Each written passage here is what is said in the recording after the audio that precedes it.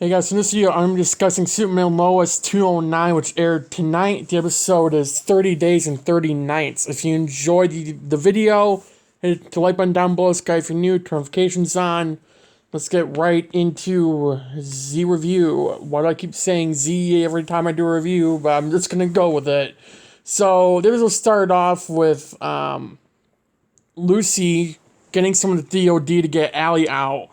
At the end of 208, remember Lucy took Sam's card to get into the cell that Allie was in, or the interrogation room, whatever, that the DOD apparently needed it, which doesn't make really any sense because you would think, the entire DOD would have authorization of that. I guess probably Sam changed it up because he didn't want anyone just go in there after Anderson. And then they go to the portal area in the mines, and Allie goes through. She's wearing a full-on suit and, Bizarro suit, like we saw everyone else wearing last episode, and she goes through. Clark hears Allie in the mine and learned that, there's someone down there. So Clark goes flying in, and just after Allie went through.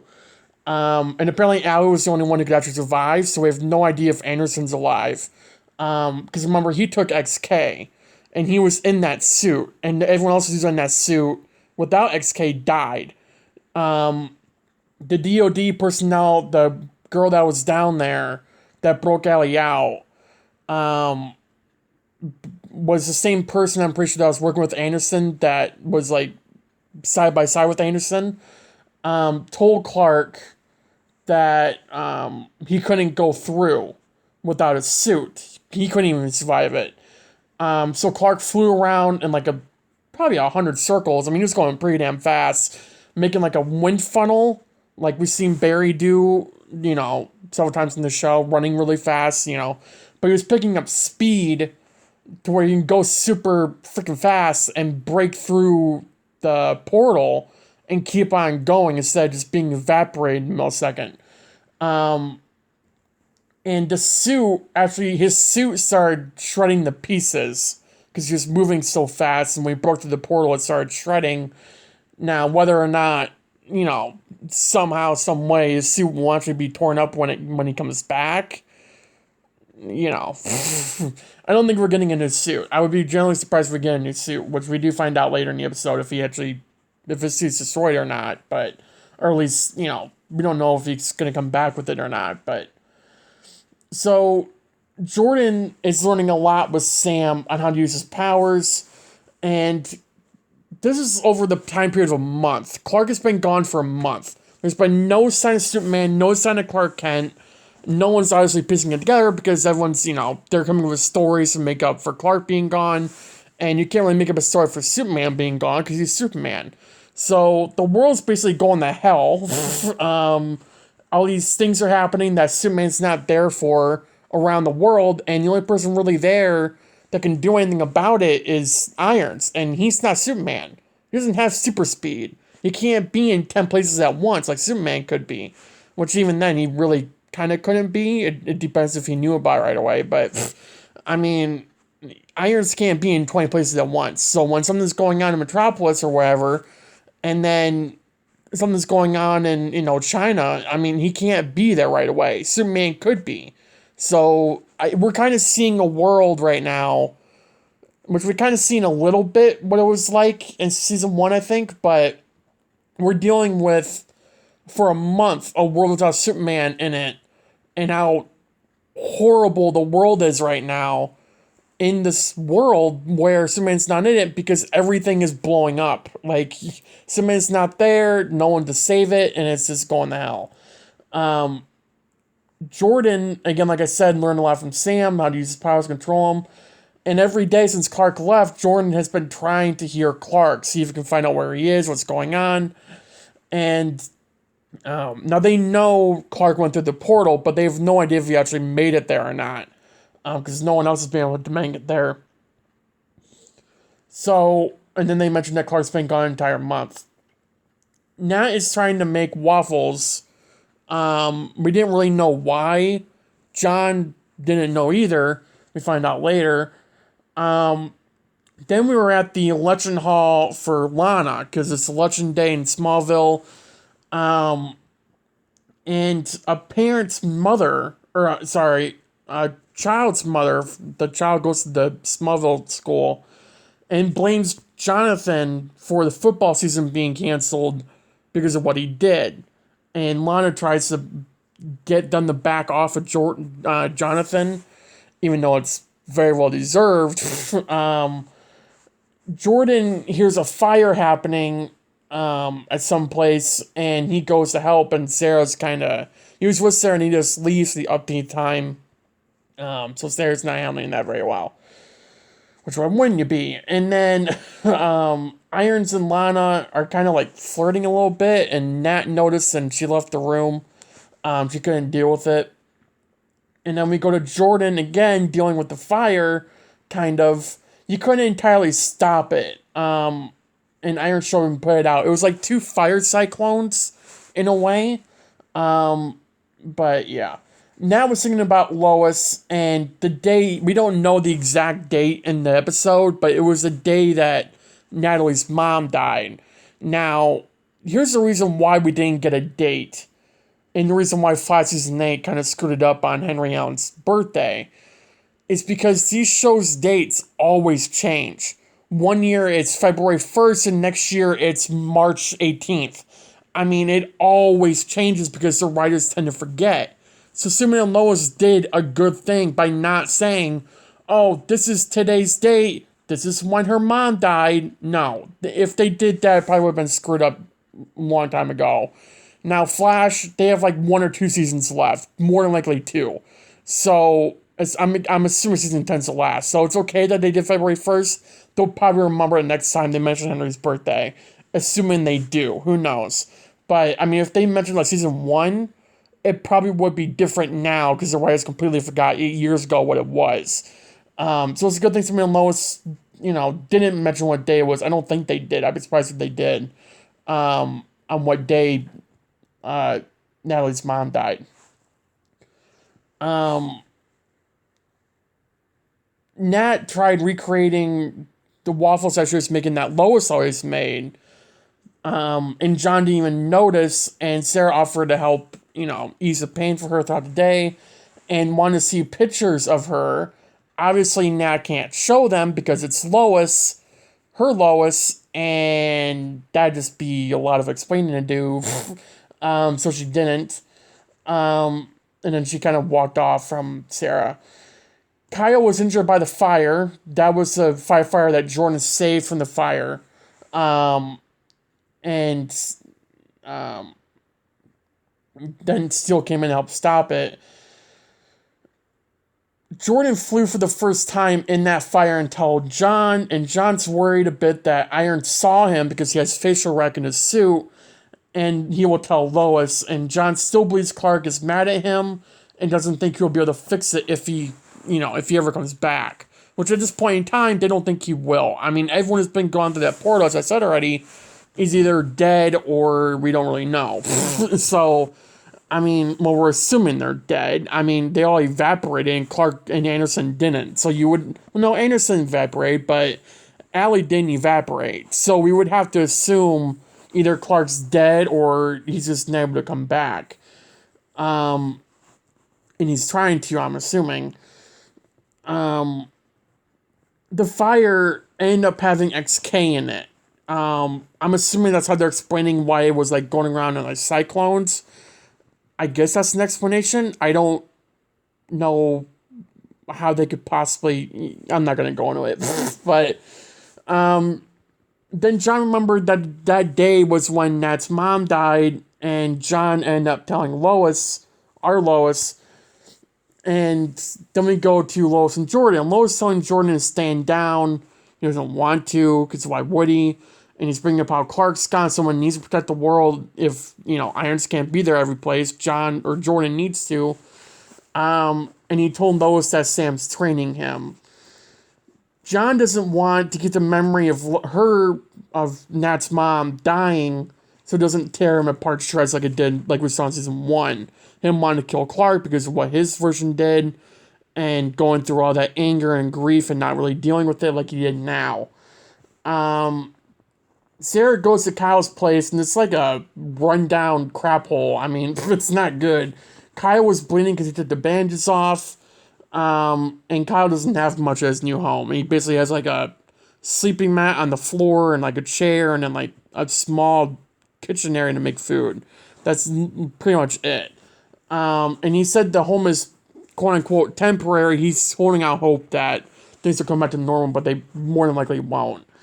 The DOD and Lois were at the fire scene, and they brought up how Sam was training Jordan, and Lois is worried about Clark not coming back, and now she's handling being a single parent to two teenage boys who one's a drug dealer or was a drug dealer, and the other has superpowers, and being chaotic with them, pretty much, or out of control. Not out of control, but to her, out of control. And Sam is trying to convince Lois that Clark's coming back, because like he always does. But they really don't know this time. The place that they were at was where the XK was like shipping out of, or like they met up to get XK. So that's how I guess XK was there. But how the fire started, I don't think they actually know.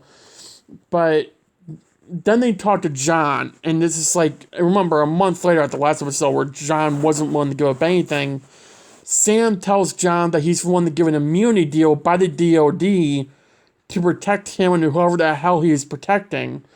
So John goes to make a call to see if it's okay that they do that, because he doesn't want to go behind the person's back. We know it was Candace, they don't, which is why I'm saying the person, but, it's Candace.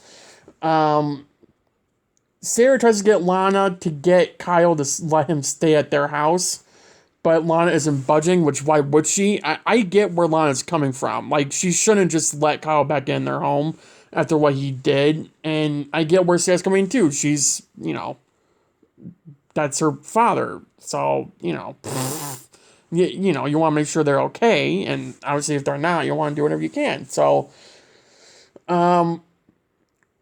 John brings in Candace, and I swear to God, the look Lois gave Candace was like, you would die if you could die by a look. Like, Lois was pissed off, and Lewis knew her right away, because they probably more than likely met before through something, but I'm assuming John, but Candace apologized to Lois, and she didn't want an apology, which why would she? She wanted answers.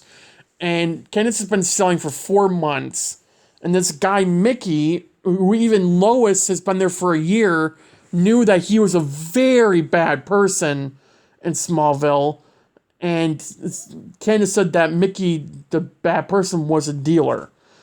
So Lois and Sam promised to keep them safe and their names out of it. Lois has done that several times with sources, which is cool that she mentioned. Again, by her past reporting job at, whatever. Why am I forgetting the name of it? I shouldn't have forgotten the name of it, but, yeah. It'll take a couple hours for the DOD to find the XK, so Jordan wants to use his super hearing while going down the certain road where the place is to find it. It seems all in for it. Lois is, like, worried, but she accepts it after Jordan kind of pushes her to accept it. Sarah brings Kyle's old stuff to his new place to kind of get Kyle to, accept that this is probably going to be his new home, and it's not going to be temporary, so he should clean it up some. And Kyle tells Sarah that she deserves better than Jordan. And then we go to John, who's playing a recording of his Lois when Nat was born, and it was a heartbreaking scene for John.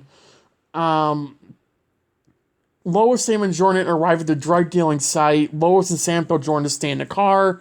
Lois is being nosy, as a reporter always is, and a good kind of nosy, though, for Lois at least. And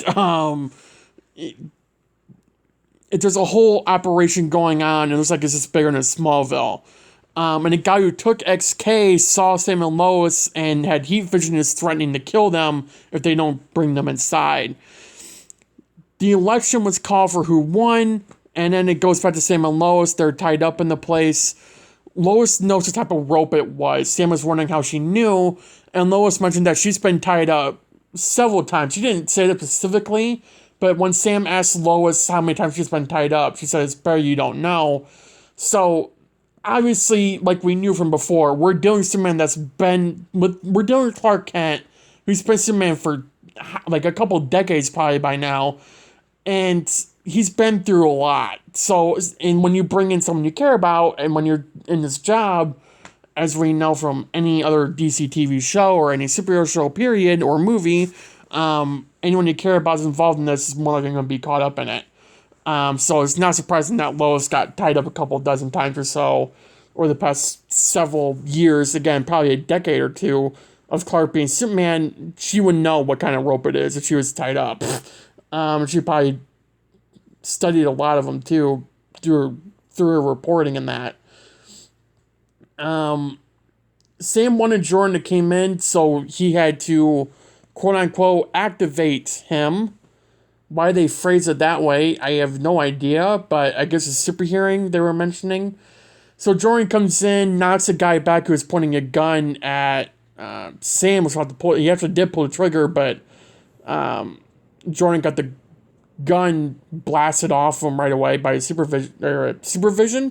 That's a thing. Supervision by his heat vision, and then Jordan was trying to get Lois out, and it was the guy who took XK came back and shot heat vision at Jordan, and Jordan's super speed kicked in.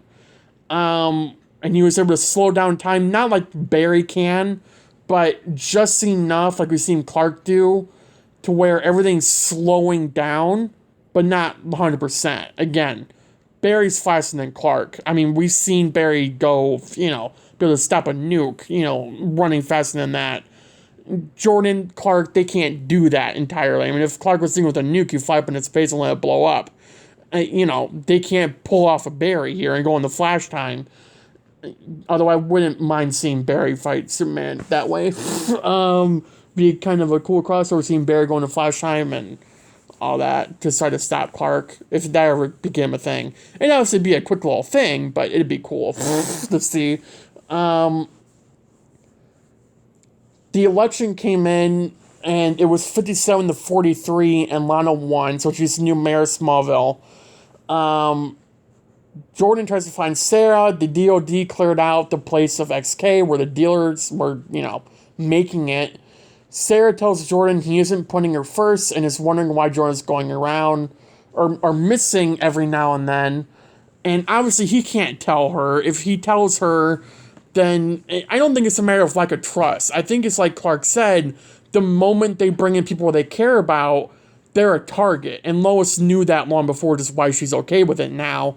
But the boys are instantly a target. Jordan is definitely more of a target than Jonathan because he has superpowers. It's as simple as that. Jordan is like Superman, a little bit different, but I mean, anyone that comes in their orbit and anyone finds out that Jordan has superpowers, I mean, their whole family's going to blow up. Everyone's going to piece together that Clark is Superman, because how the hell else would Jordan have superpowers besides XK? And there's no other way to explain it. I mean, besides his father being Superman, and they all know his mother is Lois Lane and his father's Clark Kent, Clark Kent Superman. Although, you take off the glasses and ba bing ba boom, you got Superman. So, so Sarah broke up with Jordan, and then we go to John and Nat. John made the waffles and sat with Natalie and talked about Lois to honor her memory, not really mourn her, just honor her. Candace felt guilty that John took the fall, and then John had a quote-unquote headache, acting like he had some form of powers.